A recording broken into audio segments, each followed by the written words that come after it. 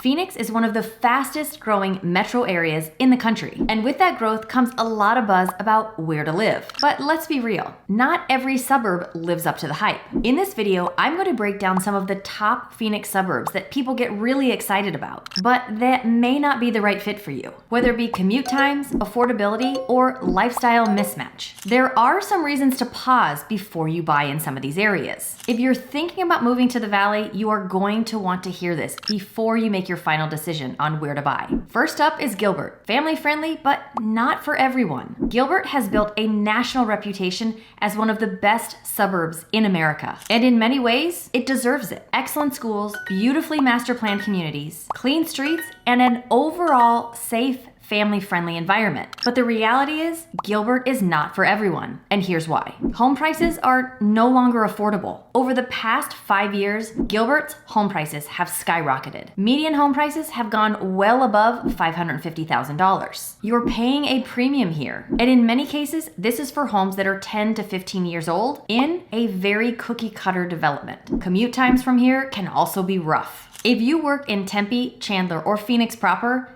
be prepared to spend about 45 minutes to 60 minutes in traffic one way. The 60 and the 202 freeways are congested, especially during school drop-off and rush hour. It's not a social hotspot either. If you're a younger buyer or a couple looking for culture, nightlife, or a more walkable environment, you may find Gilbert quiet. There's a quaint downtown area with a few restaurants and breweries, but the vibe is very suburban and family first. That's fantastic if that is the season of life you're in. But if you're not, you might feel like you kind of don't fit in. It is master planned everything here. Some people love the uniform look, the well-maintained parks, the HOA enforced standards. Others find it overly controlled. If you like character, variety, and that older established neighborhood feel with big trees and charm, Gilbert might feel a little polished for you. Bottom line, Gilbert is a really nice place to raise a family. But if you're looking for affordability, convenience, or lifestyle variety, it may not live up to the hype for your needs. Next, we're gonna look at Queen Creek, where you get space for less, but at a price. Queen Creek is one of the fastest areas growing in the Phoenix metro area. This is especially popular for families looking for larger homes, bigger lots, and more affordable new builds. But here's what often doesn't get said in the listing description. It's far, like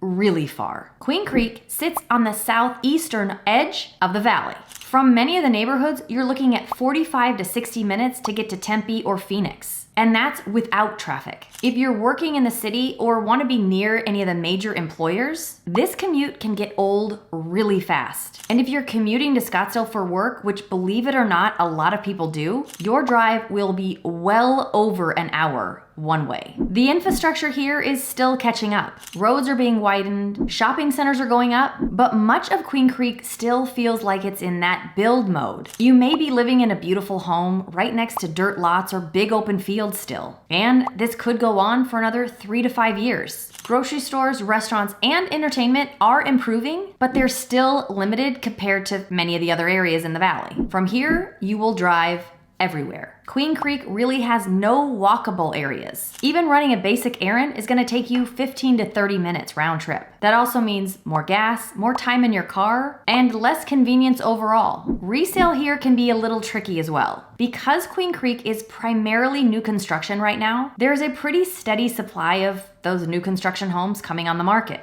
That can impact resale value, especially builders are offering incentives, permanent rate buydowns, and including some upgrades that are right down the road. And sometimes these new construction homes are being sold for less money than the resales are. The upside here, you do get a lot for your money. Large square footage, new amenities, and oftentimes larger lots than you can get in Chandler or Mesa, or quite honestly, a lot of other places around the valley. But it's important to understand the trade-offs, especially around location and convenience before you make your final decision. Now, let's take a look at Scottsdale, which is luxury living, but not always practical. Scottsdale has national name recognition. It's long been associated with upscale living, golf courses, fine dining, amazing shopping, and a strong tourism economy. It's modern, vibrant, and yes, it looks great in pictures. But here's what you need to think about before you move to Scottsdale. Number one is the price point. Scottsdale has one of the highest costs of living in the state. Median home prices hover around $900,000, and prices are much higher if you're gonna look in North Scottsdale. Even small condos in popular zip codes are priced shockingly high. And then you have to take into consideration what the HOA fees are, because those too can be crazy high. Then you have to think about your lifestyle versus your livability. Scottsdale caters to a particular lifestyle: boutique gyms, fine dining, high-end retail, and golf resorts. That can be wonderful if you plan to take advantage of it. But if your lifestyle is a little more practical and family-focused, you may feel like you're paying for amenities that you're never going to use. Then we have the rental factor. In certain parts of Scottsdale, particularly Old Town or South Scottsdale, there is a high concentration of short-term rentals and vacation traffic.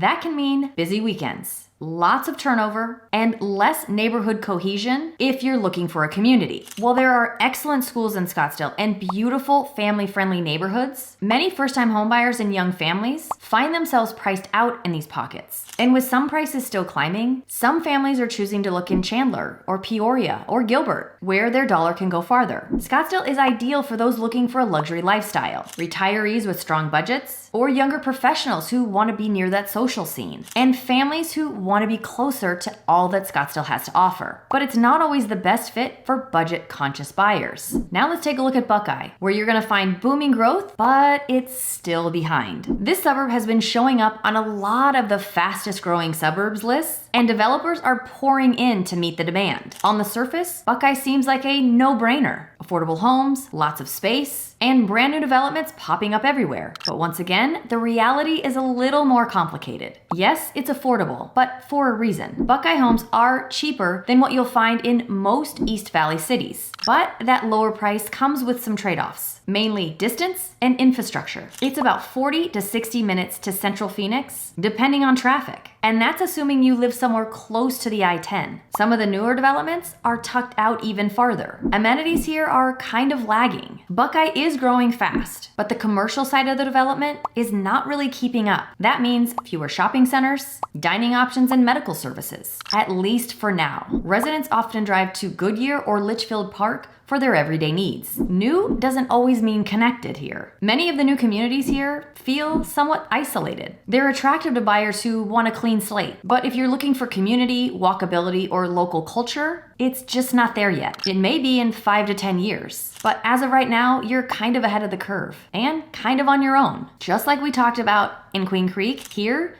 you have to watch resale carefully. Because there is so much new construction, resale can be tricky, especially if your builder is still actively selling in your neighborhood. If the market softens, kind of like it is right now, incentives, rate buy downs, and price reductions are going to be offered on those new builds. So your 3-year-old home might not look so appealing to a new buyer. Buckeye has long-term potential, and it will be a major part of the Phoenix metro area, but it's still catching up right now. If you're working remotely and just want space and affordability, it can work. But if you're expecting a fully developed suburban lifestyle today, you may want to wait a few years. Now, I want to give an honorable mention to Surprise. The name alone says it all. It's a bit surprising how far out it is. Located in the Northwest Valley, Surprise offers affordable housing, especially for retirees and those wanting peace and quiet. But if you need to commute to Phoenix, Tempe, or Scottsdale, expect long drives. The retail and restaurant scene is growing, but it's still catching up if you compare it to places like Glendale or Peoria. If you work remotely or are retired, Surprise can be a peaceful fit. But for anyone looking for a more connected, fast-paced lifestyle, it's going to feel a little remote. Now, if you want to know about some of the top questions you need to be asking before you buy in the Phoenix or Scottsdale area, you're going to want to watch this video. As always, I thank you for watching, and I'll see you next time.